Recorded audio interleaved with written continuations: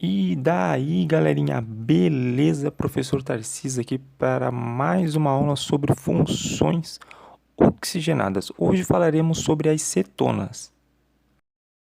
Então vamos lá. As cetonas ou a função cetona são compostos que apresentam o grupo carbonila, né, que é aquele oxigênio ligado ao carbono através de uma ligação dupla, no meio da cadeia, ou seja, em um carbono secundário. Geralmente são formadas pela oxidação de álcools secundários, onde um átomo de hidrogênio que fica ligado ao oxigênio é retirado e o átomo de oxigênio agora passa a fazer uma ligação dupla com o carbono da cadeia. As cadeias dessa classe de compostos podem ser tanto abertas quanto fechadas, aromáticas ou não. As cadeias pequenas, aquelas que possuem até 10 átomos de carbono, levam as cetonas sempre no estado líquido e são menos densas que a água. Geralmente têm um cheiro agradável e, em geral, são parcialmente solúveis. Por que parcialmente solúveis? Porque há exceção para a propanona, que é a acetona normal que vocês conhecem, que é totalmente solúvel. Tá? Cadeias com mais de 10 carbonos levam acetonas sólidas e insolúveis em água. Industrialmente, as cetonas são muito utilizadas em óleos essenciais que são extraídos de flores e frutos e usadas na produção de perfumes ou de alguns outros cosméticos. Esses são chamados compostos cetônicos, mas elas também são utilizadas na extração de gorduras de sementes como a semente de girassol e o amendoim. Porém, a industrialização e o comércio das cetonas é fiscalizada por órgãos como a Polícia Federal, uma vez que boa parte desse composto que é produzido no mundo vem a ser utilizado para extrair a cocaína das folhas de coca, o que torna o seu uso restrito. Vamos à nomenclatura das cetonas. Não foge do padrão, tá bom, galerinha? É o prefixo mais o tipo de ligação, né, que no caso seria um infixo, mais o grupo funcional, que seria o nosso sufixo, que nessa situação será ona. A cetona mais comum e a mais simples que tem é a propanona, ou aquela que vocês conhecem como acetona, que é vendida em farmácias, lojas de cosméticos, entre outras.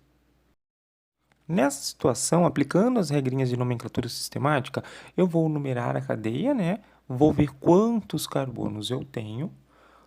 Eu tenho que lembrar que o grupo carbonila, né, que vai ser referência à formação da função cetona, vai ficar na posição 2, nessa situação que será a menor numeração possível.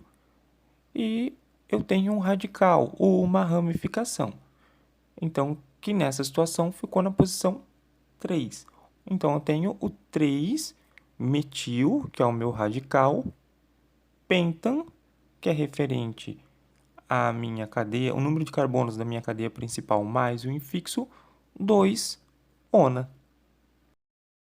Quando há a presença de mais de um grupo carbonila na mesma estrutura, eu posso utilizar os prefixos di, tri ou até tetra na hora de impor a nomenclatura.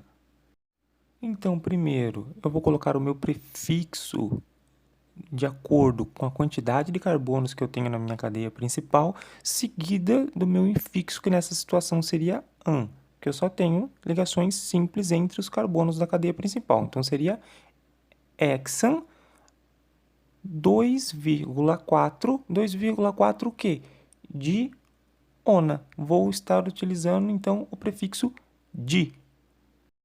A IUPAC permite a utilização de uma nomenclatura usual para as cetonas, onde o grupo carbonila ele vai ser denominado como cetona e os seus ligantes, né, são considerados radicais ou, né, as ramificações. Utilizando essa possibilidade de nomenclatura, os dois carbonos que estão à esquerda da carbonila e os dois que estão à direita da carbonila, eles vão ser denominados como radicais ou como ramificações. Então, eu teria o di etilcetona, porque agora a carbonila vai levar o nome de cetona nessa situação. Uma das cetonas mais importantes, pelo menos industrialmente, é a propanona. A acetona que vocês conhecem em comum, aquela que geralmente as mulheres usam para tirar o esmalte da unha. É um líquido inflamável, incolor e com cheiro agradável e solúvel em água.